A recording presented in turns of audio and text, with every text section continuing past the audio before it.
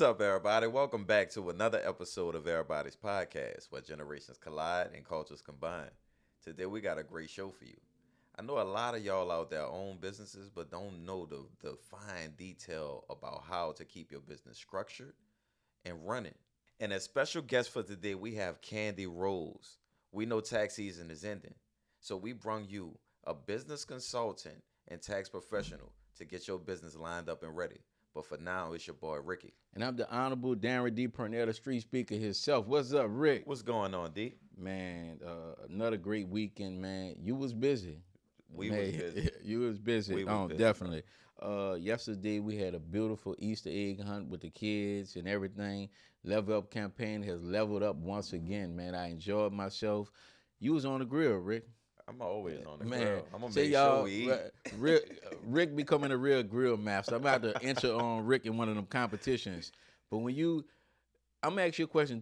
Are you able to enjoy yourself, the event, since it's like a working event for you? Yeah, I always enjoy the event. I think food is what brings us together. Right. And you hit a stories, you get to talk to the people while you're on the grill. And again, I have a long history of cooking, so I enjoy it. Outside of setting up a lot of the event, Right. my wife pushing me around. Yeah. The executive pushing me around. It's like a lot going on, but once I get on that grill, it's like everything just I tune everything out. And the kids, man, really had a good time yesterday. Most definitely. And that's what I love about whenever I'm doing something with the Level Up campaign. I know you personally, the passion you and your wife have for doing these events.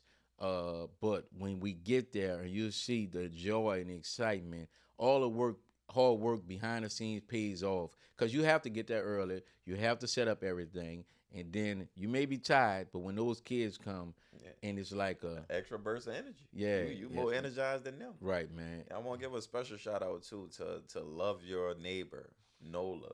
Love your neighbor. They collaborated with us and partnered up with us. And we was able to have a great time in New Orleans East, man. It was great. And Rick had hot dogs, not the normal hot dog. Rick had expensive stuff out there, y'all. That's what I love about Rick. He ain't had them regular $2 buns that you go buy. He had what that was, like a loaf. That was yeah. That was like the Subway bread or something to that nature, y'all. He had that, and the hot dogs was not just a normal size. And then he had burgers, and then he upgraded at the end to hot sausage patties. I said, man, Rick. and we gonna show it out. Yeah, man. So the kids really enjoyed themselves, and my son, man. They say people know the assignment. You got that video that I sent to you or whatever. When they say go, he was on go. Go. He was on go. Y'all, I have 1,000 eggs at my house now between his big cousin Rick being on go and giving him all them eggs, and then he on go. Man, I got so many eggs at the house, man. But it goes to show you that when we do the events for our community, for these kids, we know between that time, they're out of trouble, they're doing something constructive, they're learning, and not only having fun, but they had books there. Mm-hmm. So, and if a woman never receives roses, they're the lady giving out bouquets of flowers or whatever. So, the face painting. And like it's just the social component. Right. A lot of the times you see young people out here just on their phones, and you could be next to a crowd of your friends. You'd rather be on your phone and communicate with them. Right. You'll shoot them a text before you talk to them, and he right next to you. Right. You know what I'm saying?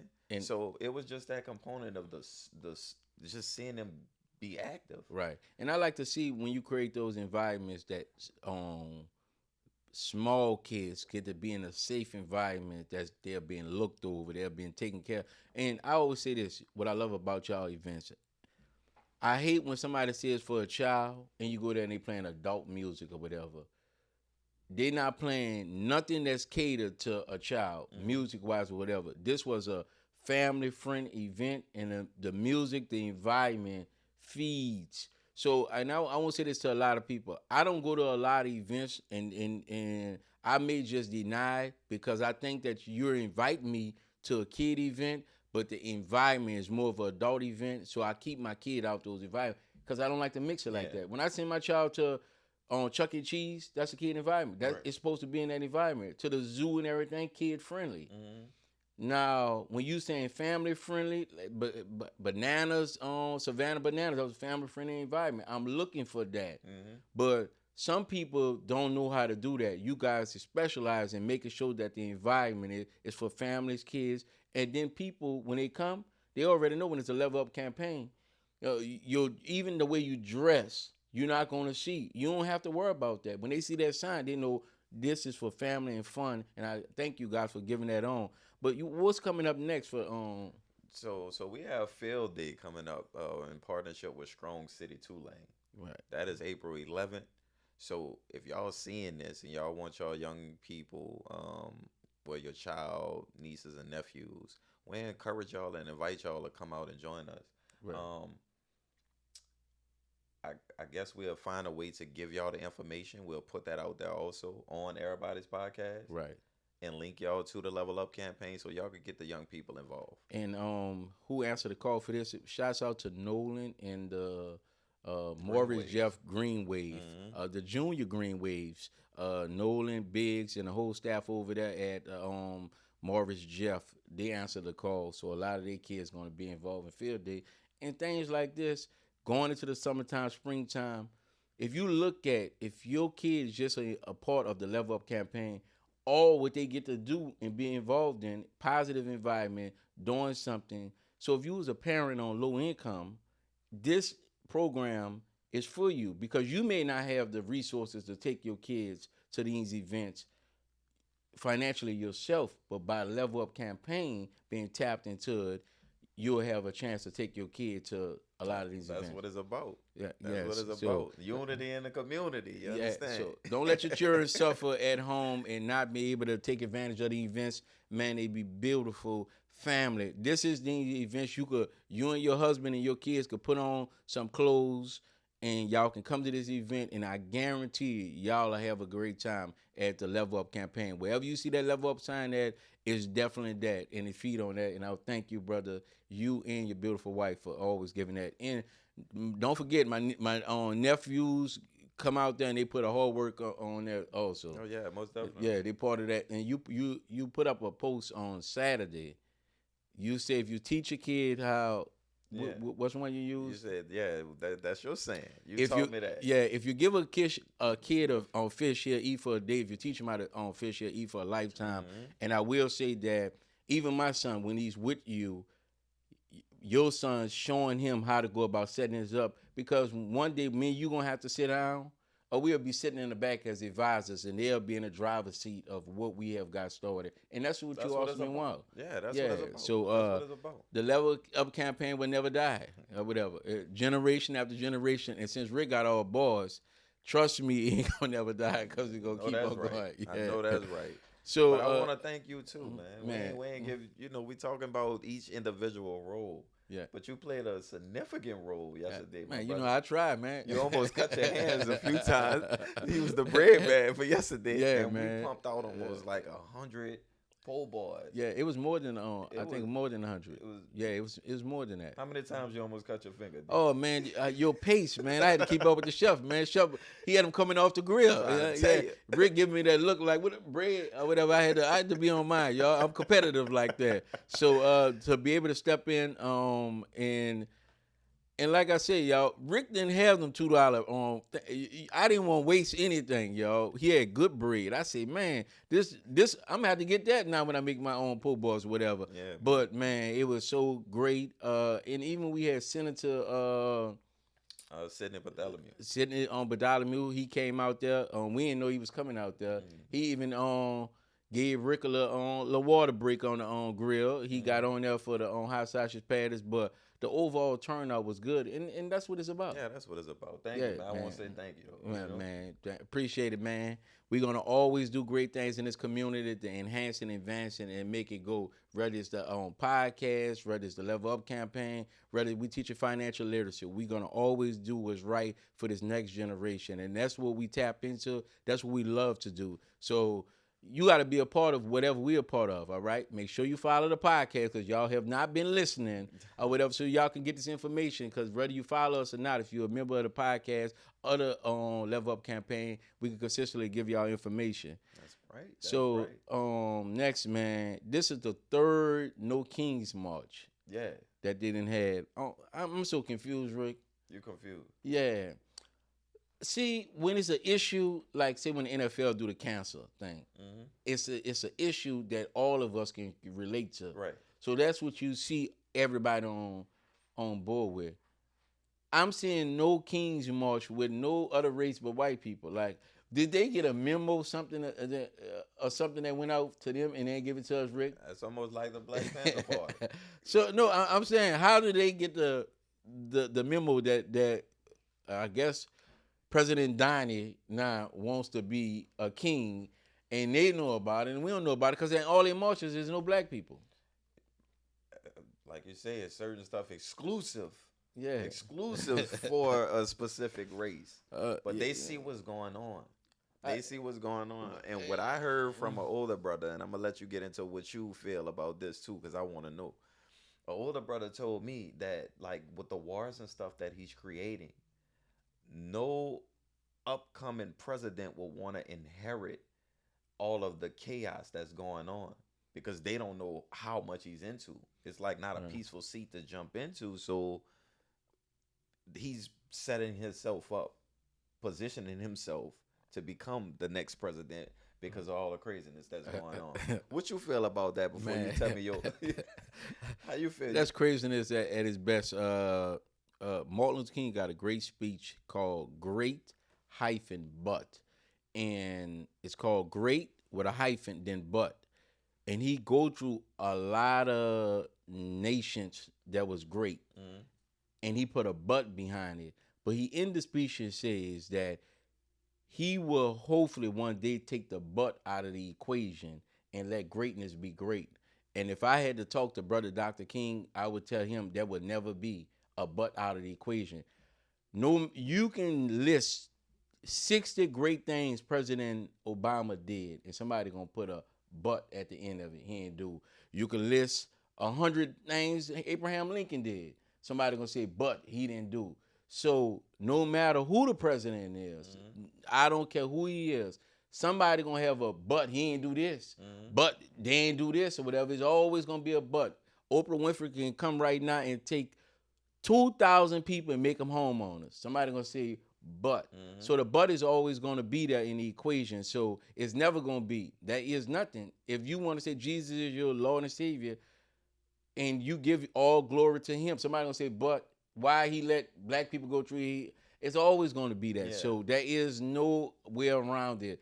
Whether you like it or not, there's gonna be nowhere around it. But I will say, but if you was about to be the Next. inherited president, would you want a seat that's full of chaos and you don't know where all of the madness is coming from? Well, and I would say this, that when you going into it, just like the mayor of New Orleans, she came into the situation. Once you sign your name on that ballot and you accept the responsibility, you go into it with that knowing that I'm gonna have to clean up a lot of stuff. And the president have power. So a lot of stuff that he did, he could pass the law, he could reject it, he could turn it around right then and there. It ain't one of those seats that so much arguments have to be on so many issues. He could stop it right there if he wanted to. So it's like President George Bush started the war in Afghanistan and Iraq. President Obama had to bring those wars to an end. Yeah, he went in there and cleaned up. He went there to clean up. So yeah, he still got him one though. Yeah, and he was the one that actually captured on Saddam, or whatever. So it's one of those things. But I will say this, that to all my white people, I seen an interview and a white lady. They asked her, "Well, why no black people not out here?" That white lady said, "Black people, we don't want them to get hurt." And I said, "Wow, a white person looking out for us like that?" She said, "We're going to speak up on the behalf of black people, and we're going to fight for them." And I want to tell that white lady, whoever she is out there, When I do my march for reparation, I want you and all those white people, because it amazes me how she was willing to speak up for us on that. But when it's time for us to get reparations, it's us marching by ourselves. We're all that support that we have for everything else. And it's the same way. We march for reparation as a whole bunch of black people. They marching for kings, and it's not a joint issue or whatever.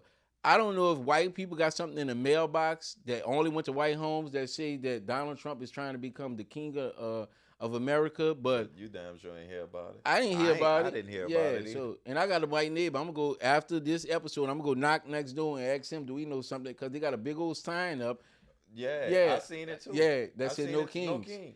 Is that a white neighbor or that's a black neighbor? Well, I would say probably be black because it wasn't a professional sign. Yeah, somebody wrote. Yeah, graffiti. Yeah, so a Hispanic or black person, y'all got to do better if y'all gonna have professional signs or whatever. Even Black Lives Matter have professional signs. All right. Right. I heard that was led by whites too. Yeah, it was. White people have speaking on the behalf of the black man. Yes. George Soros, Mr. No Good himself, he actually put the money up to start Black Lives Matter or whatever. It was never led.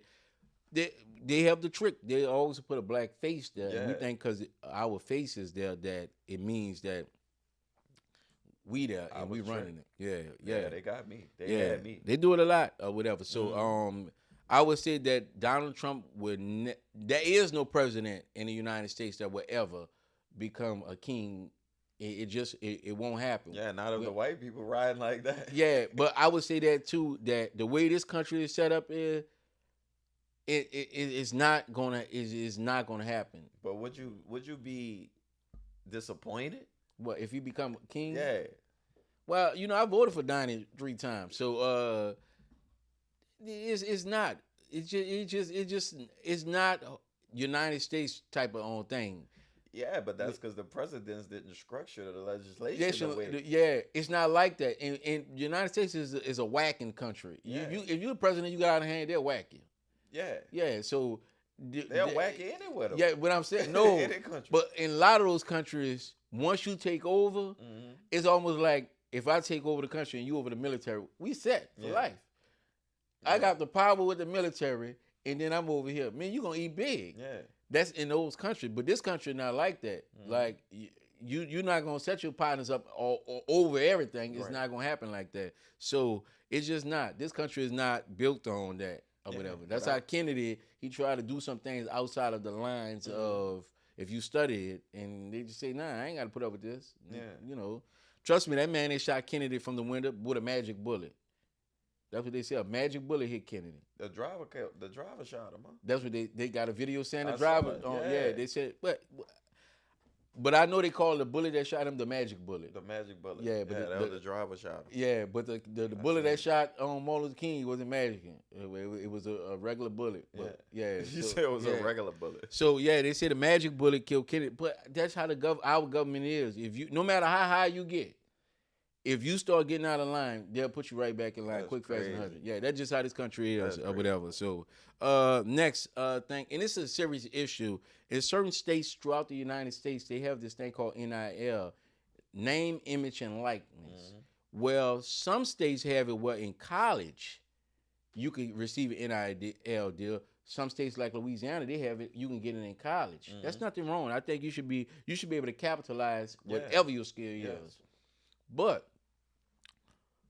they haven't implemented financial literacy in the school. So why would you make it possible for me to make a lot of money, but not give me the structure to be able to take care of it? And I'm telling you this because I went around the park, and in my trunks, parks in high school, I got Nike socks, shoes, all the gear that the young kids like, and I also had $1,000. And asking the kids, what is a 1099? If you could tell me close to what the definition of what a 1099 is, none of them can answer. So it tells me that they're not being educated, because the worst thing about getting an NIL deal, the average person get a W-2. A W-2 will allow you to get taxes taken out all year. Right. So if you made $70,000, at the end of the year, you don't owe the government nothing because they took it out. Yeah, deducted. But when you get an NIL deal, you get a 1099. Now, people that get a 1099, you get you get your money, big checks, no taken out, no tax taken out. So what happened is, since you don't have any taxes taken out, at the end of the year, you're responsible to pay your whole lump sum of taxes at one time. Yeah. Well, if they don't know what a 1099 is, how are they going to make that payment? They spent all the money. They ain't put no money aside for taxes. You're absolutely right. And then if your parents don't know, now you put yourself in a situation that, it's a bad situation. So what are we talking about here? We talking about grade schoolers or college? High school. In certain states, Yeah. in high school, you can get an NIL deal. So in certain states, you can only start getting NIL deals in college. So what I'm saying that is, it's not universally law passed yet in the United States that in every high school, financial literacy should be taught. Or in every high school, if you get an NIL deal, you should have to take a financial literacy course. By not making that mandatory, you saying that I can go make money, but before I get to college, I'm gonna be in a financial. Yeah. It's gonna be a bad financial situation. You don't have the money, but be a good consumer. Yeah, not only just a good consumer, but I'm owe the IRS. Because if you get a $100,000 deal in January, come January of next year, you're gonna be getting a 1099 for the $100,000, and chances are you spent the whole $100,000. So now, out of $100,000, you may owe $30,000 up at one time. So what's the penalty behind not paying the IRS? Or should I leave that for our guests? No, silver Chanels. Yeah, they put them silver Chanels on. You go to jail for not paying your taxes. Wesley Snipes went to jail. I thought he went out of. I thought he tried. Country. He tried. He tried. Yeah, he tried. Yeah. Yeah, Wesley Snipes had to go to jail. No, man. Yeah, I thought Wesley Snipes went... he been in jail. Ray Fox, which is Fred Sanford, everybody would know, died on the IRS with IRS problems. You have to, everybody, if you're gonna be in the United States of America, it's not up for discussion or debate. You're gonna have to pay the Pay the piper, huh? Yeah, you're gonna have to pay the piper. Everybody. So now the younger you are, you already going into debt. Yeah. And they put you in a situation like this. If I know you was in debt and I'm another company and I agree to come pay off your debt, but you gotta do this for me. You could shave 2 points on a basketball game. But look, you owe them $20,000, I give you $20,000 and I pay your taxes. But look, shave some points for me. Now you're in the NBA. Now you put all that corruption now, because whoever bail you out, it's not gonna be for nothing. So that's what's going on. That's why my parlays can't hit. Yeah, but yeah, if I'm a bookkeeper and I come bail you out, what you think I'm gonna want? Yeah, yeah. Now my booking house booming or I whatever, got it. because I'm winning now, because I understand. once you put somebody in debt to you, Yeah. now They forever owe you. yeah, in that favor. But even if you only did 5 games, I got that over your head the rest of your life. That Whenever you want it. Yeah, whenever I want it, because I can always say, I could take this to the public, and once you get to the public, oh man, the NBA look bad and all of them look bad. So that's why teaching them financial literacy will keep them out of that situation. That's the way I see it. So it's one of those things. This segment once again was brought to you by EraBody's Coffee. Let's take a drink.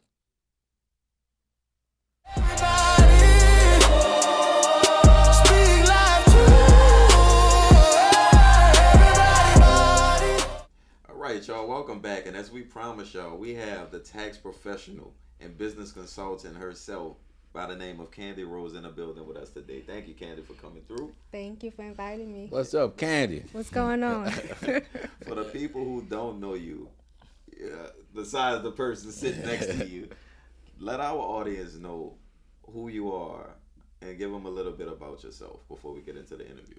Okay. Hello, everyone. Once again, my name is Kandy Rose. I am from New Orleans, the West Bank, the best bank. However, I did attend the one and only McDonough 35 Senior High School, the best and the brightest. But my background is accounting. I graduated from Xavier University of Louisiana in accounting. I received my bachelor's from the University of Dallas. And as I began to progress in my accounting journey, my accounting career, I started my entrepreneurship journey. So I became a franchise owner of a tax business, and I did that for 10 years. Once I exited that, I started my own business. So now I am the proud co-founder of InHands Financial Services, where we walk hand in hand with our clients on their tax journey, on their financial journey. So whether that's taxes, whether they're starting a new business, starting a new nonprofit, they need help compliance-wise, accounting, bookkeeping, life insurance, financial literacy for the students. We do all of that. I'm also a speaker. I have won first and second place in a Toastmasters speaking contest at the area and division level. I'm also an author, and I am just a woman of many hats, in so much that I have a sisterhood or a platform or a movement called A Woman of Many Hats, where right now we're taking some time to pause and journal with different ladies. Yeah. Well, you heard. Like, I just want to thank you, Kandy, because as she said, she gets businesses started. She is the motor behind getting us started as the network. So I want to give you a huge shout out and say thank you. No because problem. I didn't have the time. Dara didn't have the time. Shauna didn't have the time, but you went in there, you got that thing done for us because it was something that we needed urgently. Yes. So I just want to say thank you. I appreciate you. No problem. And oftentimes when we see your name, you have Kandy Rose EA. What the EA is for? EA stands for Enrolled Agent. So in the tax industry, an enrolled agent, it's an elite status. It's the highest credential that the IRS recognizes or rewards. So it's a license. You have to take a test and you have to pass a 3-part test and you get licensed by the IRS to represent clients in tax matters. So you can represent them in court, or if it's audits or appeals or things of that nature. So it's just a credential that a tax preparer can achieve to as an enrolled agent. Taxes is so confusing to so many people. What is the number one thing the number one mistake that people make in taxes as individuals and as business owners? What the number one mistake that you see people consistently make that get them in trouble with the big man? That's a good question. On the individual side, there's a lot of mistakes. One can be from thinking they can do it on their own. Some people want to do their taxes on their own. And just like for me, I go to a hairstylist to get my hair done. You may go to a barber to get your hair done. So you go to someone who specializes in that. Mm-hmm. So it's done properly. And that's the same thing with taxes. You want to make sure that you go to someone who specializes in that so it can be done properly, because you don't want no smoke with the IRS. You want to make sure it's done properly, especially when you have a business. Also, let's get into like W-4 forms. A lot of times that I see is individuals not updating their W-4 form when needed, as far as when they change jobs, or just going exempt for the entire year or forgetting to update it. In that W-4 form, when you start a new job, you complete a W-4 form, and it lets the employer know how much federal income taxes need to be withheld every time you get paid. So that plays a major part when it's time to file your tax return. So some people like to, I'm gonna go exempt just for half of the year, but they may forget to go back and modify your W-4 form. Or if some people have a job or have a new job, they have to update that. So that's one thing. Another thing is that sometimes people don't include or report all of their income. And that's important. Whether you work the job for 2 months, 3 months, you want to report all of that income. So those are some things, like the top things I can think offhand on the individual side. Well, I know me myself, Yeah, I feel like I ain't reporting everything. And I know it could be wrong now hearing it from the specialist. But I go ahead on and go over that bracket. I ain't getting my $11,000 that year. I'm trying to get the whole 11 and not that 7 that they break you down just for going over an extra $1,000. Mm-hmm. So I want to know, what's the penalty for that? By you mentioning that, what is the actual penalty for not reporting all of the income that you made that year? Okay. And one thing we have to be mindful of is that the IRS knows your income as well. So for example, if you have W-2 income, so when your employer gives you that W-2, they're giving a copy to the IRS as well. Even if you get a 1099, when that company gives you a 1099, they give a copy to the IRS as well. So now when you file your tax return and it gets processed and now the IRS has it, they see that it's not matching up income-wise. So you can receive a letter. So for example, sometimes what may happen, if you don't report all of your income, and let's say that your refund is $5,000. Now you receive that $5,000. Okay, now you got a letter after you receive the $5,000, after you spent the $5,000. Now you receive the letter saying that, well, hey, you didn't report all of your income, so now you owe $2,000. Because if you would have reported all that income on the original tax return, your refund wouldn't have been $5,000. It would have been $3,000. So now it's after the fact. You already got your refund. They're catching a mistake. They're gonna send you a letter. Now you have to deal with that after the fact. And how many years can the IRS come back on it? Let's just say I did it in 2024. How many years do they have before they can come back and catch a mistake?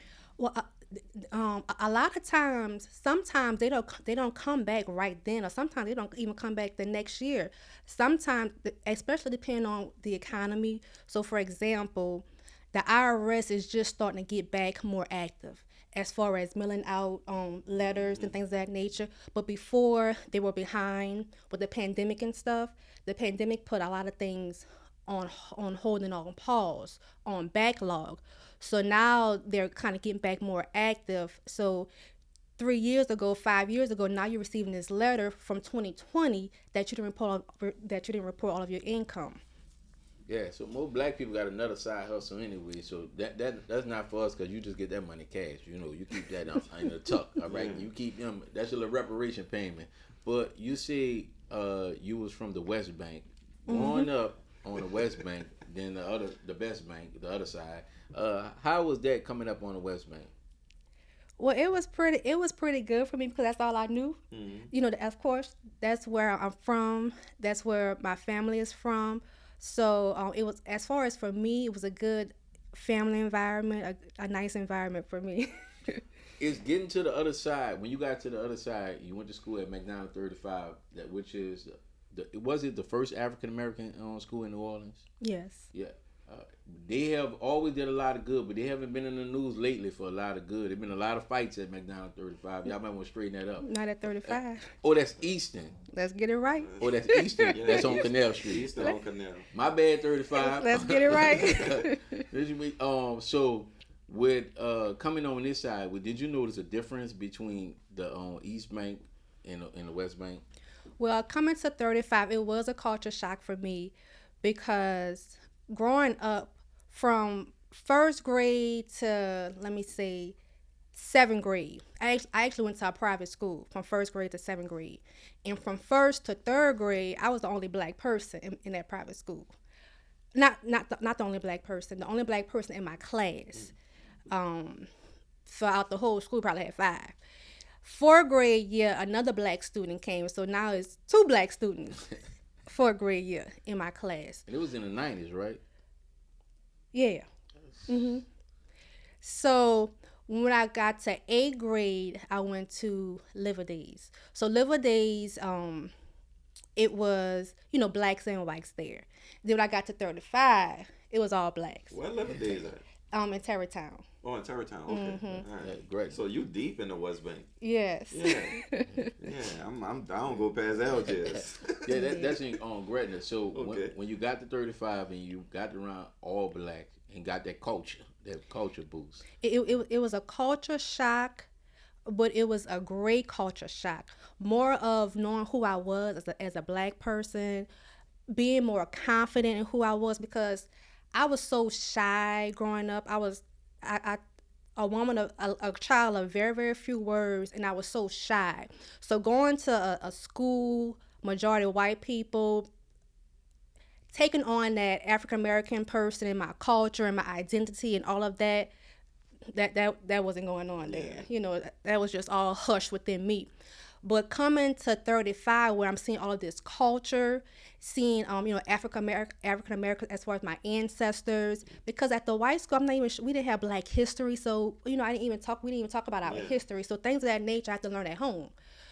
But coming to McDonald 35 and getting all that culture, Black history, and another thing that was just big for me was for during campaign time when it's time to run for fresh homecoming, freshmen and stuff. So when I walked through the door, I see all these signs and everybody campaigning. I'm like, what's going on? It was so new. It was so different and new to me that I didn't know what was going on. And so just different things like that I was exposed to. It was a culture shock, but it was such in such a good way. Yeah. So do you feel like that kind of molded you into the person that you are today? Because a lot of people, once you just go to a culture-bearing school, like you go to a predominantly Black school, you get stuck into a certain way in society. Do you feel that being in the predominantly white school and then converting over, it gave you a better advantage at life? Yeah, I think it gave me it gave me a better advantage, but it also allowed me to be more open minded and be more well rounded as well, understanding things or seeing things or like having. So all my friends were white, growing up, like all my friends were white, besides my family was Black. So so being able to love a different race and things of that nature, in that aspect. So when I may be with family or maybe with Black people and they may say negative things towards white people, I may not feel that way because I have a white friend. Right. So it just allowed me to be more open-minded, but also it put me in a place where I could get along with everybody. Yeah. I could get along with Black people, white people, and it's just who I am and my personality. And I listen, I understand, and I adapt, and I put myself in their shoes as well. So that kind of thing. Yeah, because I know I struggled for a while trying to understand the white mind. And that was because I feel like I wasn't, up until like Katrina, that's when I started to become more diverse in my learning and being able to accept different cultures. But then I was like pro-Black, and I still carry that. I still carry that with me. You understand? But I do know how to mingle with people, and I feel like the way society is, as a business owner, as an entrepreneur, as a community person, you have to be able to mingle with everybody. So I just wanted to know, did that give you an advantage? Because a lot of people feel like, I'm just going with my race. And I would say that even in myself, as I start to get out and deal with multiple people in different races, you get so stronghold on where you from and how it is, and then you meet someone else, they don't look at it like that. And a lot of times it's a problem with you respecting their opinion because they don't see the significance as you may see it. But as you start getting around other people, rather white people, when they come to the events, they bring a bottle of wine. That to them, that's courtesy. Right. I was a guy came to another guy event and he brought some pumpkin pie. Now, it was around Thanksgiving time. To this white guy, that was, it was courtesy. That was the thing to do. But Black people don't really eat pumpkin pie, so it was for him to learn. It was a learning lesson. Wait, what Black people don't eat pumpkin pie? Black people sweet potato pie. I don't even know. So. And wine has just becoming a big thing in Black people drink strong alcohol. Yeah. So if somebody brings a bottle of wine and you from another race, to you that's courtesy. To us, that's like, man, you what a hen at or whatever. Yeah. So learning different cultures, but not that you start to cross these barriers. You just make the adjustment, like she said. You just make the adjustment. But Black people eat sweet potato pie, Rick. I eat pumpkin pie, sweet potato pie. Like I said, I don't eat cranberry pie. They do have a cranberry pie? I guess. You tried that? I did. He been going to too many events. As our executive producer, she's shaking her head, Andy's shaking her head, or whatever. You getting too far. Nah, that's the words of Ricky. I have a neighbor called Miss Julie, and I have to say this. He always make a joke. I think she brung us like 10 cans of cranberry sauce. 10 cans. So every time he see cranberry sauce, the little dude just bring up his Julie name and it'd be funny. Like he's hilarious. But no, I don't think I ever ate cranberry pie. He just ran through my mind. Oh, and cranberry sauce. Speaking of that, why do black people still cook that? It just drives me crazy.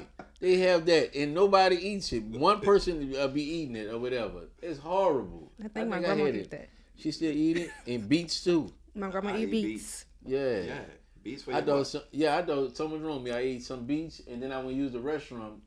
Beets died so strong, and I'm looking like, hold on, this is not supposed to be looking like that. It was like, yeah, clean you out, and I'm like, oh no, I don't need this. Yeah, so I got rid of beets too. But back to that. After this, you went to the great Xavier University that have more African American. Well, it's the only Catholic HBCU. And it sent more kids to more the medical field than any other college. Talk about that experience going to Xavier and right during Hurricane Katrina. Yes. So going to Xavier was a good experience. So actually, I started going to Xavier my senior year in high school. So we had dual enrollment. So I had maybe just 4 classes or something at high school. So after school, I went to Xavier campus, and I took accounting. So that's kind of what helped me as well with my accounting degree. So when I actually went to Xavier, I already had some credits to go towards my degree. But Xavier was good. It was almost similar to McDonald 35 with the culture. And Xavier is so big on family. Like it's a lot of pride, it's a lot of like family. And you could feel the closeness, the close-knit with faculty, staff, how we are family like. And like you said, that yes, Xavier do produce a lot of, on the medical side. So sometimes the business side could get slept on, but those faculty inside of the business, Xavier South was where I was at, they were really, really good. They wanted us to be great, so they wanted to steer us into like career services, helping us with our resumes, helping us get internships. So at Xavier, I was able to get an internship. Now, speaking of Katrina, so Katrina did happen, and during Katrina, I got pregnant. So we evacuated to Houston. That's when I found that I was pregnant.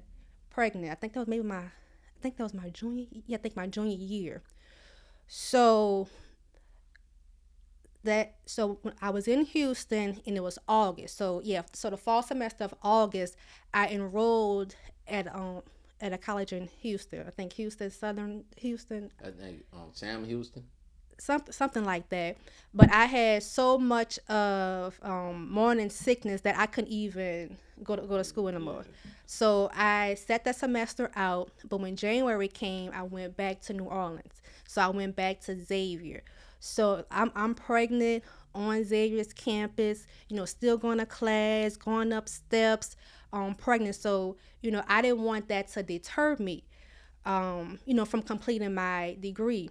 So my whole junior year, that April came, I finished that semester, and I had my baby that May. Then the following semester, I took a break, then I went back, and I finished my last year. So I finished a semester late, but I still finished, and I was so excited because at that point I was doing it for my child. So it was a good experience at Xavier. And that should encourage any person that have hiccups on the way that delay is once again not denial, and you have to keep striving no matter what. The goal was to finish, and you did finish. Now back to tax season. When tax season comes up, oftentimes when you find yourself you got audit, what's the next step? You call IRS yourself and say what. Or you call a professional and try to get them to, like a lawyer, like somebody commit a crime and go get a lawyer. How do you do once you get that letter in the mail? Yeah, so once you get that letter in the mail, you want to, the first step is to consult with your tax professional and allow them to help you every step of the way. Some things that we may find is that people may contact us and we didn't even do their tax return that year. So you want to pick a good tax professional initially. Someone who's going to help you even after tax season. So once April is gone, you want somebody who's still there, reliable, answering the phone calls that you can contact if you get these letters, that they can still assist you. However, contact your tax professional and let them help you. With the letters, with the audits, it's very, very specific in what you need. So you will have to give them documents and backup. And one thing that's important is that you have to give them exactly what they want. Not what you have, but exactly what they want. So if they're trying to prove the head of household filing status and they want a copy of a utility bill, you have to give them a copy of a utility bill for that particular tax year.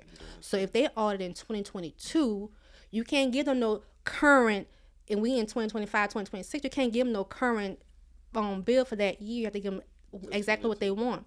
You can't give them no car insurance bill, with your name and address. No, you have to give them a utility bill. So that's something that we find a lot, that when we're trying to get these documents, whether we have our clients or outside clients, we have to give them exactly what they want, not what you have. So a good practice is when you're doing when we do our tax return, we already know the backup that we need from our clients. We already know that we're going to need a utility bill, the birth certificate, the child care expense receipts, things of that nature. So we're going to have that in file currently as we're preparing that tax return. So if an audit comes, we already have the proper documents, not trying to go back and trying to figure this thing out. We already have it in our files. I want to go. What's an advantage of having a professional, and I'm not saying that like TurboTax isn't professional, right? But what's that advantage of having InHands Financial over a TurboTax? So one good advantage is that you have a live person, but you have somebody that you can consult with and help you and guide you. So just what I'm saying, when you prepare your tax return on TurboTax, everybody want to be head of household, but everybody not head of household.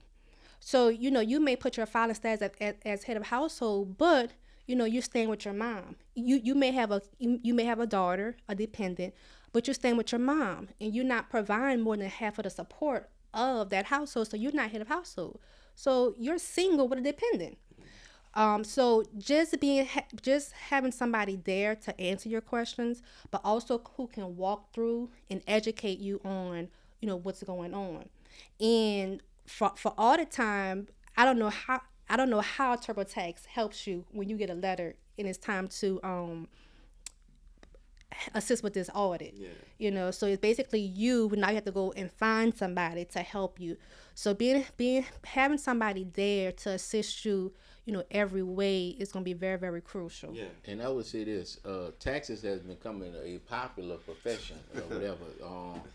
In the garage taxes, at the table taxes, you and your homegirl taxes. So everybody is doing taxes now. So when you say pick a competent person to do your taxes, how do you sort that out now that it's becoming, like, podcasting is becoming popular? Taxes is becoming the thing to do. How do you pick some competent out? How do you know to tell the difference between on a established location, a person that's at the house, online? How do you determine who is who? That's a good question. So one thing you can do is first start with what you started with first. See if they have any credentials. Any enrolled agent, accountant, CPA. So we know those individuals are specialized. However, just because you don't have those particular credentials don't mean that you're not good. And it doesn't mean that you're not qualified. You have the knowledge. So that doesn't mean that at all. But however, start with the credentials. But next is the experience. Well, how long have you been preparing tax returns? Not only that, what type of tax returns are you preparing? Because it varies. We have, individual tax returns where individuals just have, simple W-2s. But once you become a business owner and get into that self-employment tax return, the business taxes, then it's just more complicated, and it's more forms, it's more education. And you want to make sure that your tax preparer can handle all of that and do that. After that, I get into explaining, making sure they're able to explain the tax return to you. Another one is that making sure that they sign a tax return. So some individuals may prepare a tax return, but at the bottom, they don't even put we call it a P10. They don't even put their name or their P10, their preparer tax identification number. So now we call them ghost preparers, where they preparing your tax return, but they're not saying that they did it. And in what sense, why would they not sign the P10? Because they don't want to be responsible. Oh, okay. So a lot of them will put, as you can see, when they had this gas tax going up, and people were saying that they purchase such amount of fuel, and they put just to hype your tax number up. So now, if I don't put my credentials at the bottom of it, then I don't have to take responsibility of saying Rick getting $80,000 this year or whatever. So the tax, so the tax preparer can literally be penalized for wronging someone's taxes, is what I'm hearing. Oh yes, indeed. So ultimately, the tax return is the taxpayer's responsibility. Ultimately, it is. However, once you as a tax professional, once you begin to prepare taxes and put your P10 on there, and then now all these tax returns that's going through the IRS or fraudulent tax returns, like Darren saying with the fuel tax credit, putting the fuel tax credit on there, put other credits on there that they're not eligible for. Once the IRS keeps seeing this with your P10 and your other identification that's you, oh yeah, you're gonna get in trouble. Okay. Well, Yes, I didn't indeed. know that. I thought that the only person could literally get in trouble was the person who's receiving the taxes, the individual or the business. But I didn't know that the tax preparer had some type of penalty. So that's good information. Yes, indeed. So now I'm definitely going. You heard me? Because I know I do my taxes a lot, and I just learn every year how to get my biggest bracket. So I'm gonna ask you a question. Income wise, can you outgrow your tax professional? Oh yeah. Yeah, and so how do you make the transition? Because many people are just lawyer. You go to the same barber, you go to the same detail guy to wash your car, you go to the same car wash, you go to the same oil change place.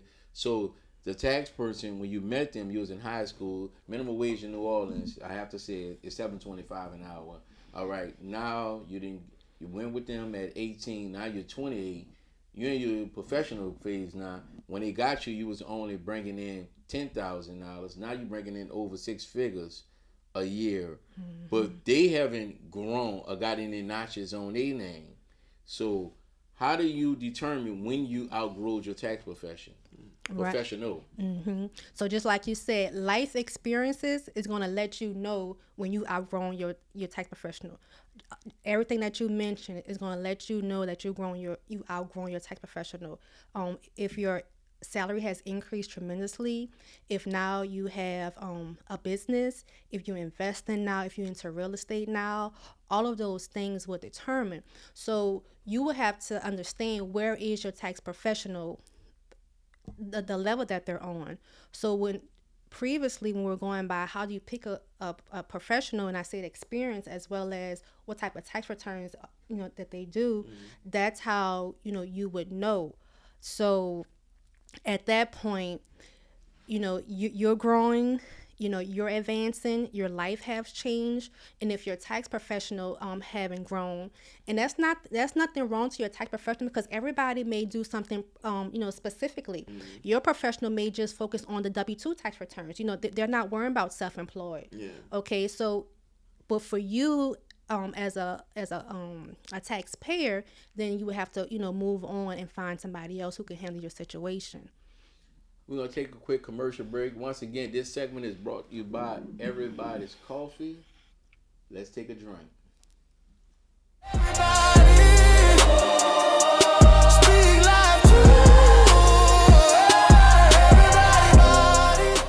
Welcome back, everybody. Man, I hope you guys are getting this information as we're giving it out. We have an American national holiday coming up, April 15th. What should people do to prepare for the last day before Uncle Sam come with everything he got? And when he come, Ricky, he'll put you there. He'll put you there. Yeah. Silver Chanel's. I knew it was coming. Ask Wesley, do he play? And that's Wesley Snipes. Do he play about getting there? So what should people do, and how they should be preparing to make that deadline on April 15th? It's definitely time to get all your documents together and file by April 15th. Now, if you need more time to file, need more time to gather your documents, you haven't received some forms yet, you can file for an extension, a tax extension. An extension grants you 6 more months to file your tax return. So now you have until October 15th to file. Now, what I want you to know about an extension is that an extension gives you more time to file your tax return. It doesn't give you more time to pay if you owe the IRS. So if you normally owe, but you're not ready to file yet, you can file your extension, and the best thing to do is pay as much as you can when you file your extension. Okay? But the extension gives you more time to file and not more time to pay, because there's 2 penalties: the failure to file penalty and the failure to pay penalty. So when you file your extension, you're taking care of the failure to file penalty.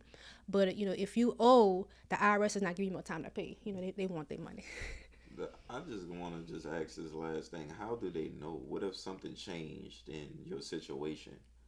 Like, how do you know the minimum to pay them?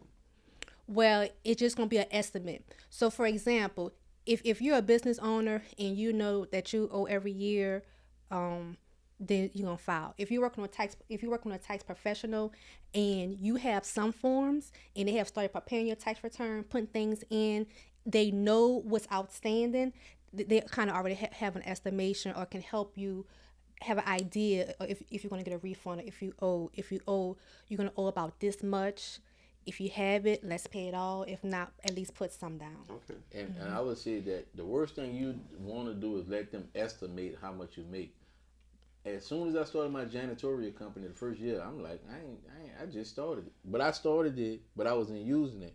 Man, the people estimated me to the closest janitorial companies in the area, and they land you right where they at. What? That's what they do. They was like, yeah, you 6 figures already. I'm like, I ain't even started the business yet. I'm using a franchise. I ain't even started this yet. Man, how you fix that? I had to send them the paperwork and say, I ain't did no work under that. So I had to do that. But they will estimate you up if you're a barber to the closest barbers around you or whatever.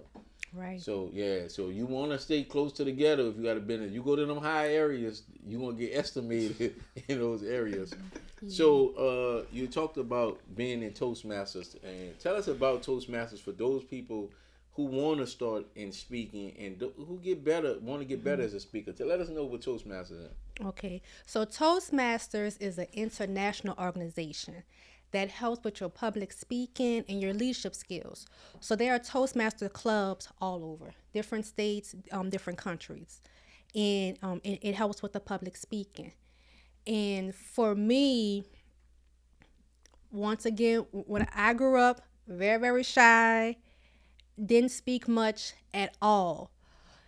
And the reason why I started Toastmasters was because life was lifing. So different experiences start to happen, and I came to the point where I just wanted to get out my own way. I just wanted to, work on me, work on my self-development, work on my weakness. And I know for sure one of my weakness is open up my mouth. So prior to me actually starting, one of my staff members, she was a member of Toastmasters. So that's how I knew about it, from one of my staff members. And she told me about Toastmasters. So I went. January 2023 is when I started. We know prior to the new year, we make our New Year's resolutions and things of that nature. So I just wanted to work on me. So I started January 2023 going to a Toastmasters club. You can look it up and you can see which club is closer to you, your job. They have different times. So whatever works good for your schedule, you can pick that particular club. But I actually go to a Toastmasters club on Airline at Celebration Church, and it's really, really good. So how they have it set up, when you go to the meetings, it's just for 1 hour. And it has it set up where it works on different areas of speaking and leadership skills. So they have an agenda, it's timed, you be in there 1 hour and you out, but it's so impactful. So there's different roles to help you. So there's different roles, or there's a Toastmaster, someone who's a Toastmaster, and that person actually acts as a host. So they will open up the meeting, let you know what's going on today for the agenda. We have a speaker, so people that do speeches. So they have a speaker. We have an evaluator for individuals to evaluate that speech. And that's really, really good because, you're doing those speeches, but sometimes you want to know how you did. You want some feedback. Yes, indeed. And the evaluator does that, give you the feedback on your speech. We have a grammarian, someone who listens to different filler words. So if you're saying, and those things. Which you call them? Yes. They listen for that, but they also listen for good usage of words, how you use words, and they're also responsible for a word of a day. So they give you a word of a day, and they look for you. They want you to use that word throughout the meeting. Then we have a timer. A timer is a person who time all the speaking parts. So they're gonna time the speeches. They're gonna time the table topics. I haven't gotten over that yet, but they time it. And having a timer is important because when you begin to do speaking engagements and you're invited to certain places, they give you a time frame on which you can speak. So you want to make sure, you have that mental time in your head that you don't want to go over your time. Right. You don't want to go below your time. You want to be, right there in time. So the timer helps you with that. Then we have something called table topics. Table topics is my favorite because that's the thing that I need help on the most. So table topics is impromptu speaking, where a person asks you a question and she picks on someone. So you don't know if she's going to pick on you or what. So she asks a question and she'll say, Kandy. So you have to speak on that particular, you have to answer that question on the spot. And then she'll give a question to another person, but it'll be a totally different person. So it's different questions for each person. So each question you got to think on the spot. So that's how it works. It's a 1 hour of power, and it goes through those different levels of communication and leadership. And the good thing about it is once you go week after week after week, it's just the consistency and the repetition that kind of helps you. So it's every week, you say, right? The club I go to every week, but some clubs may meet once a month. Some clubs may meet every other week. So it depends on that club. Okay, and is it expensive? No, it's not expensive. You can start by being a guest. You want to start, you want to check it out, you want to see if that's for you, just go to any club as a guest until you feel comfortable to join and be a member. But the membership is $60 every 6 months. Oh, that's inexpensive also. Yeah. And a lot of y'all out there need to go level up y'all speed. and I would say now that you into these you got in there, you get comfortable, you're in these competitions now where you have to speak for 15 and 20 minutes. Speaking is like boxing.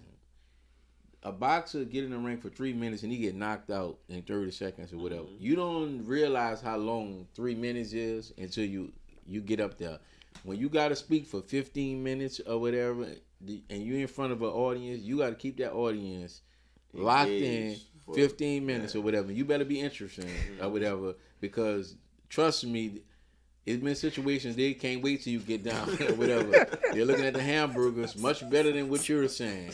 So now you're in these long speaking engagements or whatever, and you're competing with some of the best of the best. I've been at some of your events when you're speaking. How did that shape from being shy to now you're on a big stage and you're in these competitions? Yes, so it's just a repetition. But when I started Toastmasters, I didn't know anything about speech. I didn't even know I was going to compete or anything. So once again, I'm just going just to get out my way to work on my self-development. And, all a part of it, you do speeches. So you begin to do speeches. And I was doing a speech one day, and one of the representative from Toastmaster came in, and she was like, you should be a part of the competition, the speech competition. I'm like, speech competition? She said, yes. All you have to do is such and such, gave me the requirements. I'm like, wow. And for me, when I'm committed to something, I'm committed. So I'm going to go all the way through with it. At first, I didn't even know nothing about a speech, but okay, they have speeches. I'm going to do it. So a part of Toastmasters is not just going to class and, doing the speeches. There's an educational part to it as well called Pathways to kind of help you with your speeches, kind of help you get that educational part. For example, doing speeches, making sure when you do a speech, you have different vocal variety, or you using body language, or you can do a speech on storytelling. So all of this is the educational part. So you're working through your pathway. So in order to compete in the speech competition, I believe you had to complete like 2 levels of your pathway. So when she presented it to me, I think I was on level 1. So I had to do one more level to be able to enter in the speech competition. So I did that level and I entered in the speech competition, and I've been doing competitions ever since. So this is my 3rd year competing. Yeah. That's interesting. That's interesting. So, I mean, as you progress, do you actually see yourself, or did you find a niche like ET? You know, ET does the motivational speaking. Did you find a niche in which you want to speak and present to the audience on a big stage? I did find a niche, and it just came. I'm glad you asked that because it just came naturally. So when you work through your pathways, you do your speeches, they may say, okay, well, do a speech on storytelling, do a speech on inspirational, but your first speech is your icebreaker speech. So as I began to do my speeches, for some reason, all my speeches have been about like my story, like some things that I went through, my storms and things of that nature. So really, Toastmasters became so therapeutic for me because I'm telling stories that I never told before, about me, what's going on. So actually, in the last speech competition that just took place, one of the ladies asked me, she said, well, Kandy, your speeches are always motivational. How is that so? And initially, I didn't know that, or that wasn't my goal, to motivate somebody. But it was just because how my speeches are crafted. It tells a story, but people can relate to that story. So it may inspire you. It may motivate you. So I think that's my niche, just kind of just being open and authentic and telling my story. And the funny thing about that is, like I keep saying, how I grew up so shy. I'm so private. Like I'm a private person, but coming to Toastmasters, like I say, repetitively, it opens you up. So you tell these stories and you see that you're not the only one who's going through these things. Other people as well are going through these things and need to hear those stories, just to see if you made it through, it can help them as well. Yeah. Rick, when you're doing a speech and you got a speaking engagement, do you write the whole speech? Oh no. And me and you the same way. I write just the top, some power points that I want to hit, and then I fill it in. Yeah. And I feed off the crowd or whatever. If they ain't got no energy, I'm gonna bring high energy or whatever. But Kandy will write her whole thing out, and that's very hard for me to do, to write a whole speech out. Yeah. Because I may take it somewhere based off of what the crowd, y'all need to hear this. Yeah, I think I'm like that too, because a lot of my engagements come with speaking with youth, know, in schools and stuff like that. And you don't know what type of crowd you walk into. Like, you literally don't. So if I go there and write a whole speech and ain't what type of time they on, it's like, hold on, man, get him out of here. Because they'll tell you, get him up out of here. You know what I'm saying? So I kind of feel a crowd. But it is important to, it's like when you do motivational speaks, being authentic, just like you said. Like, I don't see why you have to write that out when you already naturally connect with people. But to each his own. If it works, continue to do that. Right. Because you're creating a whole different lane. I don't think nobody do that. But just to be that detailed and organized, I feel like that is important to go in front of people. Right. And I got that from Dr. King. I was listening to somebody was talking about him. They say he'll write the whole speech out, and they say he left his tablet one time, and they say when they went up there and read what he had and what he said was totally two different things, and the crowd projected that. But I would tell all speakers out there, have something. Yeah, of course. If you don't write nothing down and you get up there, you may get brain locked or you get anything. You don't know how to get back on course. Yeah. So take some notes and have something down. So that's very interesting to see her map it out. Then go. I think that's unique. So, and that led you to your first book, so Surviving Life Storms. Can I touch this book? Yeah. Because I know women be, kind of personal about their journals and stuff, So tell us about Surviving Life Storms. So Surviving Life Storms is my first journal. So when I grew up, got to go back to when I grew up, it was I had a good, decent life, a 2-parent household. I told you guys I went to private school, went to McDonald 35. So, things were good going up. But of course, life is going to life. God's going to send you some things to take you through some processes, to test you, to strengthen you. So everything can be all peaches and cream. I had to go through some fire, in order for me to keep going and be resilient. So, I encountered some storms. So one storm was a divorce. Another storm was like a financial storm. And that financial storm was very, very hard because I'm a woman of many hats. So not only do I have my household to take care, I'm a business owner. I have a brick and mortar. So I have so many things are attached to me and riding on me that I need my finances to make things happen, to make things move. However, when I began to open up a little bit about my divorce, people would inbox me and say, well, wow, Kandy, I didn't know that you were going through those type of things. I see you smiling, I see you showing up, and I didn't even know. I'm going through something similar. Like, how are you making it through? And people would ask me, okay, how are you making it through? I didn't even realize that you were going through something like that. So the first storm was divorce. The second storm was the financial storm. So I'm like, well, you know what? How am I making it through? Because this ain't no walk in the park. Yeah. These storms are not no walk in the park. It's just that I guess that grace that God has on me just to keep on going through storms. But I kind of thought about it. Okay, so how am I making it through these storms? And that's what led me to write this journal. I thought about some things that I do while I'm in a storm to help me navigate and face storms and as well as come out. So this journal can help individuals no matter what storm that you're in. So for example, I have like 7 pillars of like what helped me when I'm in my storm that I notice that I'm doing. And one of the things that I do, is facing the eye of the storm. You have to confront the storm. When you're in a situation, you have to confront it. You can't pretend like it's not going on. You can't hide from it. Okay, I have to confront it. This is the season that I'm in. I have to tackle it head on. So that's one of the things that I do and recognize. I have the power of prayer on here. Like when I was going through my storms, I connected so much with God because at that point, He was the only person who could really help me and save me. So I can say that I truly have a personal relationship, with God, as well as fasting, as well as the strength of friendship. So it's important, like who is your friend circle? Who are the people around you? Are they encouraging you? Are they praying for you? Or are they making that situation worse? And what I found out is that I had a good circle. And once again, I'm a private person, so I just don't like tell my business. But whoever I confided in, they prayed for me. They helped me. They didn't kick me down in my most vulnerable state. Right. They didn't blast me out or anything of that nature in my most weakest moments.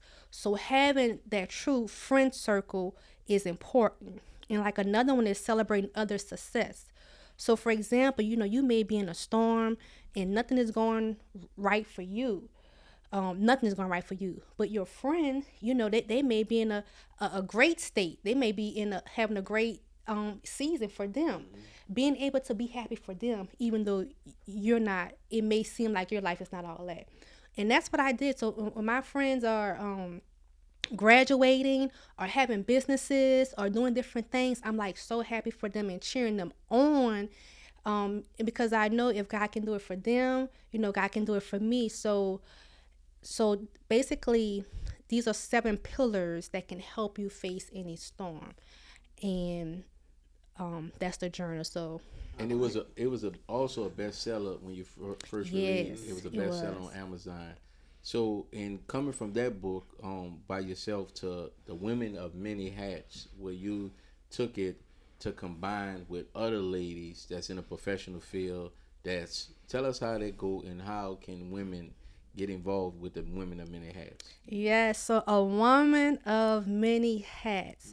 So we as women, we are a woman of many hats. That means that we have our different roles and titles, whether we're mothers, some of us are mothers, we're business owners, we still working a job, we have our kids, we have to worry about our kids' schedule, and we just trying to balance it all with grace and success. Some women are married. So now they have to focus on the wife hat, the kids hat. They may be a leader in their ministry. So they have all these roles and they're just trying to balance it all with grace and success.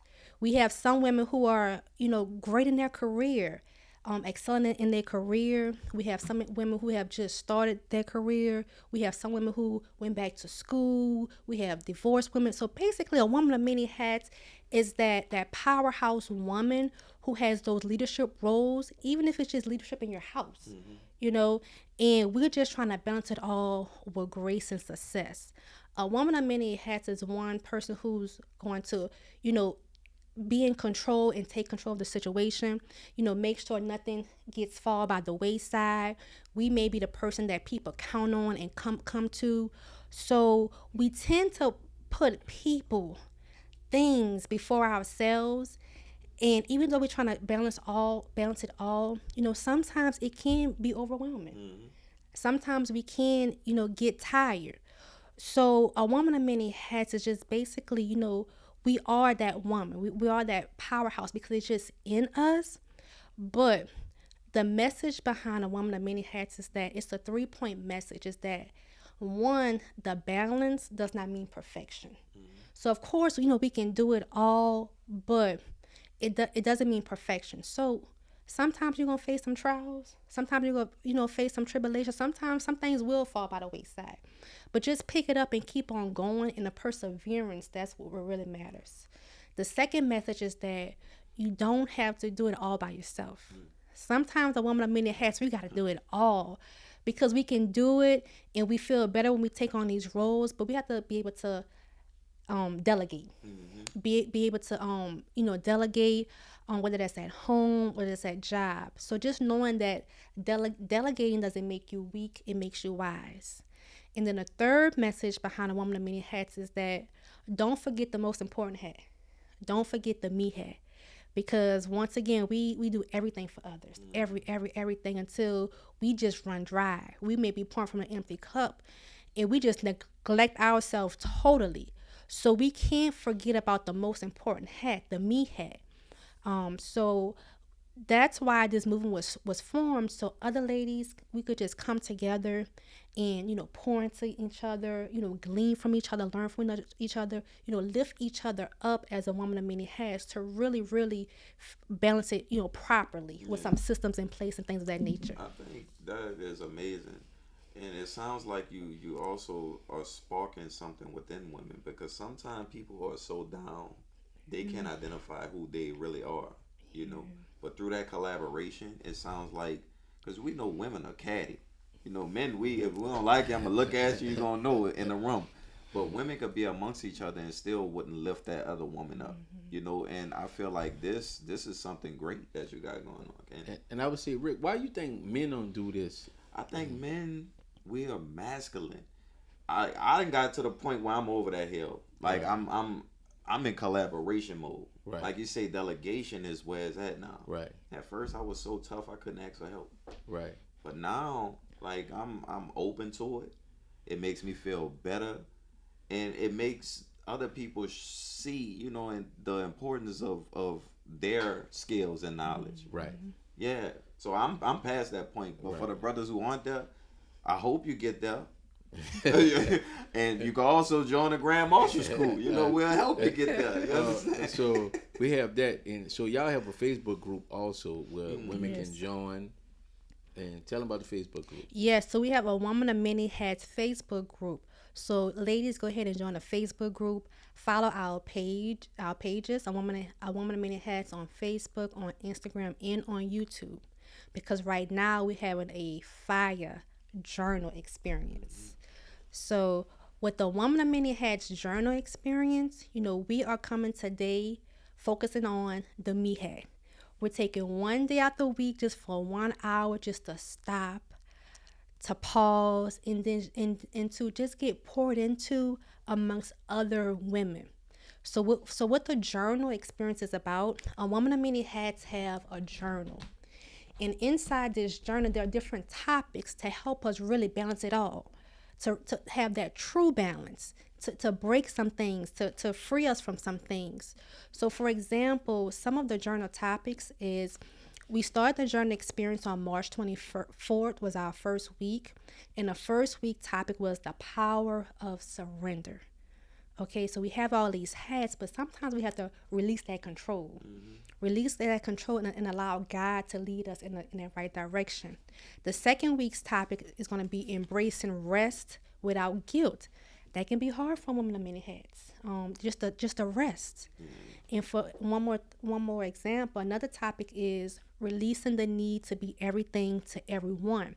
So these topics are some things that some women may suffer with, but if we can help each other through these things, break free from these things, our minds will be clear, our lives will be more aligned, and we can have that true balance.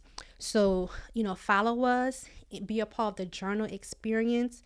Every Tuesday at 7:30 p.m. It's going to be live on the Woman of Many Hats Facebook page. And our executive producer is a woman of many hats, right? Yes. I'm so blessed that I said I don't want to do anything by myself anymore. I want to collaborate. And we have a great group of women who have come together. And we're not catty. We're not catty. It's a great group of women, and our executive producer here at EraBody's podcast is one of the ladies who wears the artist beret because she's very artistic. She's a visionary and all of that. So we're just excited to have these ladies a part of A Woman of Many Hats. Shouts out to our executive producer, always telling everybody what to do. She's the best, and we're grateful, me and Rick, to have her in our life. This segment, once again, is brought to you by Everybody's Coffee.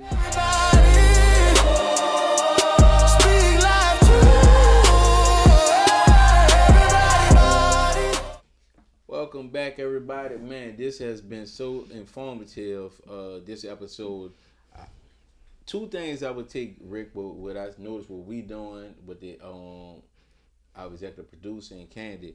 The art of collaboration, and even with us starting our Social and Pleasure Club, the Grand Marshal on Men, and then Kandy starting the Women of Many Hats. The art of collaboration with people around you with skills. You don't have to do it.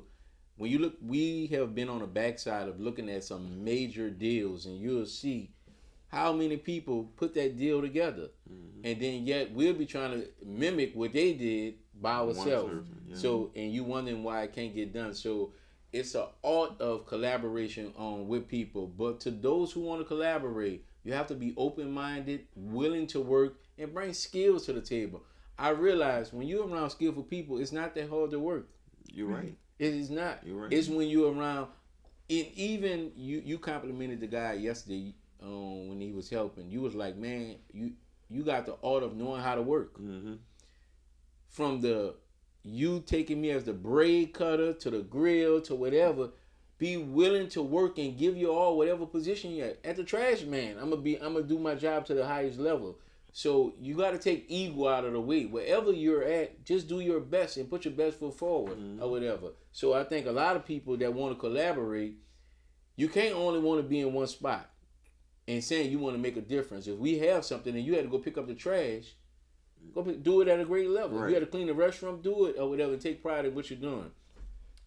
This next game that we play, and our guests love this game, it's called Do You Remember? Where we take you back in time, and we, from radio shows to television shows to movies to posters, to see if you was paying attention in that time, and do you remember? Are you in or out? I'm in. You're in or out. All right. One of our favorite movies is called Friday. And Felicia asks Smoking, can she borrow what? Some toilet tissue? Nah, a cigarette? No, she didn't. Borrow a cigarette? $200. No, that's what he wanted to get his girl. I'm going to say it again. Felicia came up to Smokey and asked him, can she borrow something? You say his car. Yes. And Smoker didn't have a car. Smoker did have a car. Smoker had a car? Yeah, that's how he went to the store for his mama and got the pack of cigarettes. Oh, Craig didn't have a car. Craig didn't have a car. So she said something when you're in the ghetto, this is normal. Somebody knock for toilet paper, somebody asking for cigarettes. So have you ever had someone that you wasn't that close with ask that question to you before? Can they borrow your car? No. Rick, you ever had somebody that ask you, or they ask you to borrow something that's so... Honestly, yes. My car. My car. Tell me about it. Man, my brother-in-law, my mama's married, she's been married 20 years. So my stepfather's son, and we didn't have like this close bond type of relationship, but I let this dude borrow my car. I was supposed to go to the store. Asked me if my car came back. What happened? Break it down. That thing was wrecked on shelf. And he left. He left. I'm looking for my car about 8 or 9 hours. True story, bro. I'm not kidding you. You know what I'm saying? But that's why it's important to cherish your possessions. So I think Smokey did the right thing.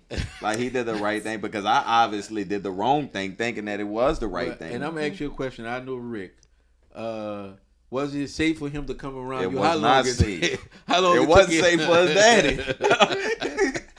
How long it took before he come around? It be like about 5 years. About 5 years. Yeah, about 5 years. And I stayed away from my mom and them about that long too, because I was gonna probably hurt him.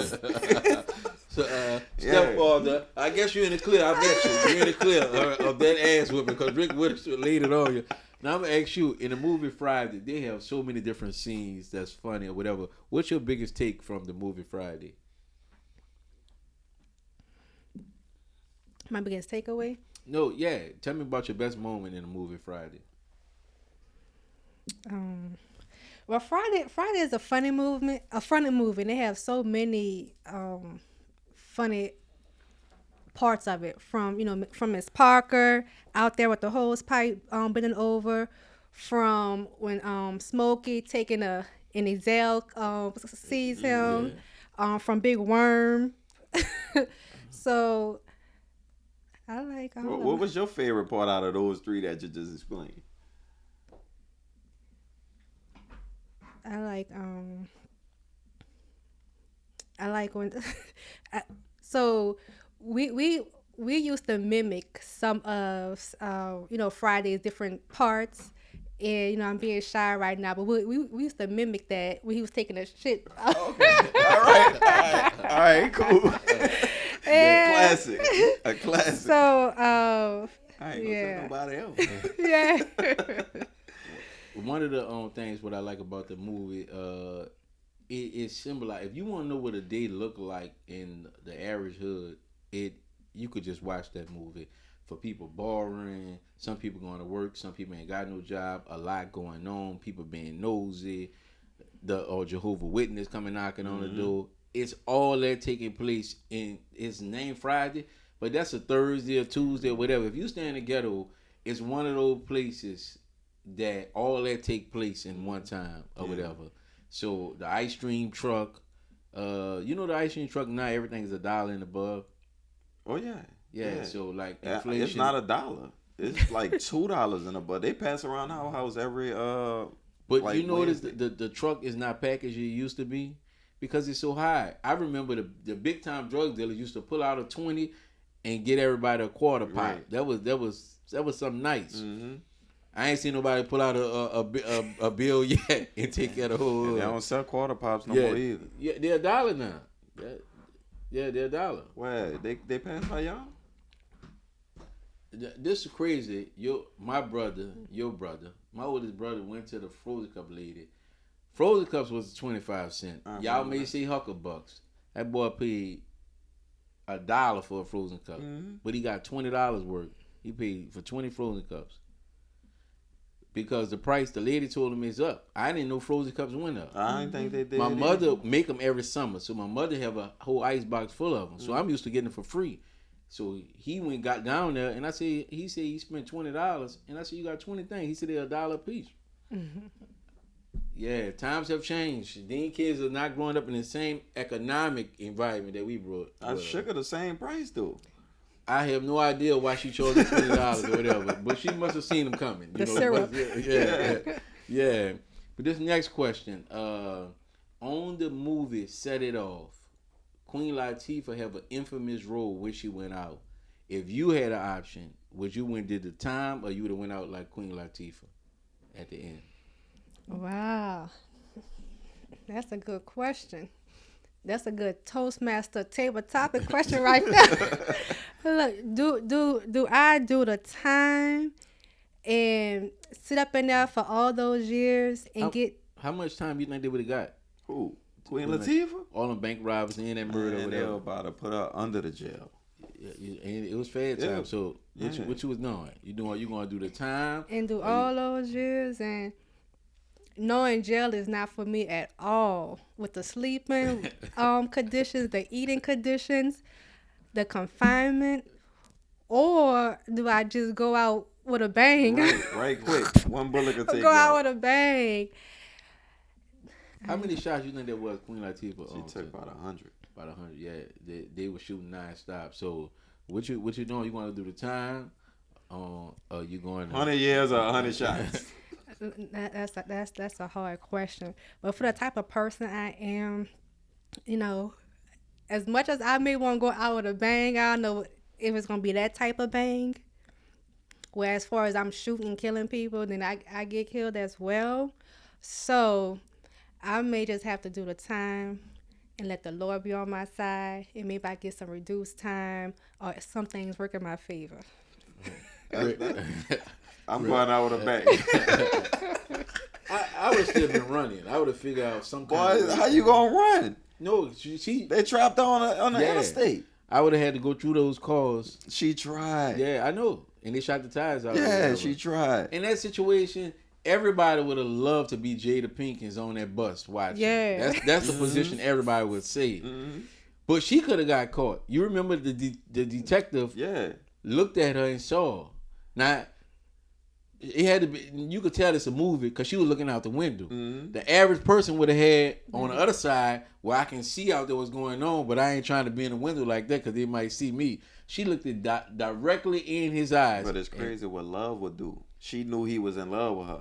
No, he let her go because her brother. Her brother, I thought they was in love. No, not the bank. You talking about the banker? Or the bank man. Well, the bank man knew who she was, but No, this after the fact. Yeah. After the fact, he found out. But during the shootout, the detective that was tracking him down, he was the one as she driving off, as he picking up the gun from Cleo. He watching the bus going and it slowed it down and showed him make eye contact, and he let her go because they innocent killed her brother. Oh, I didn't. Unless I forgot that. Yeah, component. you probably forgot that part. Yeah, I thought it was just the bank man that rat her out, so she was able to slide through the whole thing. You know? I'm gonna ask you a question. What the AP stand for? You remember the AP that he put in the back of his head with the clippers? Remember he about a guy that robbed the bank, and he said, "Man, that AP look big in your head," and he made his girl put an AP in back of his head too. Y'all don't be watching the movies. Acorn Projects. Oh yeah. Oh, now I remember her brother. Now I remember her brother. Yeah, I do. Man, that AP is fat. The boy say, hook him up, and he threw it at the clippers, and she hooked him up. Now, this last questions. We've been asking this question to our last 3 guests. It's been a popular thing. We've been getting a lot of feedback. All right. You got $20, old school New Orleans. You got $20. That's all you have. And you and your sisters and brothers was inside, and you had to go get some food that would sustain y'all for the day or whatever. You got the $20 in the morning. You about to go to the old New Orleans corner store. What you getting? I'm getting some gravy, rice, and meat. So I'm gonna get some rice, get some gravy packs, and I'm gonna get some chicken legs. And So you gonna make gravy and rice? Yeah, and that gravy and rice that gonna last. That gonna sustain. So you ain't get no chips, no drink or nothing. I'm gonna have for $20. I'm gonna have enough. She ain't from the project. That's a nice meal. Cause you would have had to get that's some. That's a meal. That's a meal. All right, so you want me to get some bread? No, we don't want you to. We want to know what you would have gotten. Well, that's what. My first choice was gravy, rice, and meat or some red beans to last. We can do some sandwiches. So get some bread, some meat, have sandwiches, chips, cookies, and a drink. See how different it is, bro. Growing up in a impoverished situation, and then you go to this. You see a responsible answer. I'm gonna get some chicken with some gravy. And I wouldn't have never thought of that. Me neither. I wouldn't have. Man. Hungry as I am. And look, I'm trying to. We was trying to figure out how we could take this 20, still buy something, and hopefully they got a little like $3 on the top of it or whatever. But that goes to the fact of where you grow at and how you view things. Yeah. So that answer, and that might be the most responsible with the gravy and rice. Mm-hmm. And you get a gallon of punch, it might stretch you, and you may have something left. Yeah, she didn't even say punch, so I'm pretty sure she might get some water or the Kool-Aid pack. You go if you do that gravy and rice with the Kool-Aid packs, you probably got about old school New Orleans. You probably got about $9 to $8 left. How many chicken you think you could get though out the 20? I just need one pack of legs. That could be like 8. About $8? No. About eight legs. Yeah. And so it'd be like smothered on chicken and rice. Mm-hmm. So you'll have, if you got that and some rice, back then, what a pack of legs was going for back then, probably about $6 or $7, $6 or $7. Oh, it's the same price now then. Or probably less, because we talking about if we going back then, it probably was that price, and then you add just some rice and some Kool-Aid packs, you probably come out there with like a $10 cash. That's but we wasn't thinking that. Yeah, she wanted. We'd have maxed that 20 out, man. I'm gonna ask you a question. Are you willing to come back to be a friend to this show? Yes, I love this show. I love you guys. I love what you all are doing. I've been watching you guys from day one to now, how you've been progressing, and the content is great. You have your merch, you're great. Y'all suited up, looking nice. So y'all just keep adding, bringing so much value. So yes, I would love to be a part again. And I want you to look directly in that camera and let our guests know where they can find you at and how they can get in contact with you. You can find me at A Woman of Many Hats, Facebook, Instagram, YouTube. My name is Kandy Rose. You can find me at Instagram, The Kandy Rose. That's THE, The Kandy Rose. Facebook, Kandy Rose. Go to our website. It's tax time. InHands Financial Services. We're ready to help and assist you with those tax extensions, the business owners. So www.InHands, that's INHANDS. FS for the financial services.com, and we will be excited to help you. Once again, I'm the Honorable Darren D. Purnell, the street speaker himself. Do not forget to get our book, Businessmen. It's available on Amazon. Yo, Rick. Well, you heard the man. Businessmen is available on Amazon right now, so make sure y'all copy a copy. I hope this episode was just as informative to you as it was to us. And for us, you can find us on EraBody's podcast. That's EraBody's podcast on all social media platforms. And we out. Peace.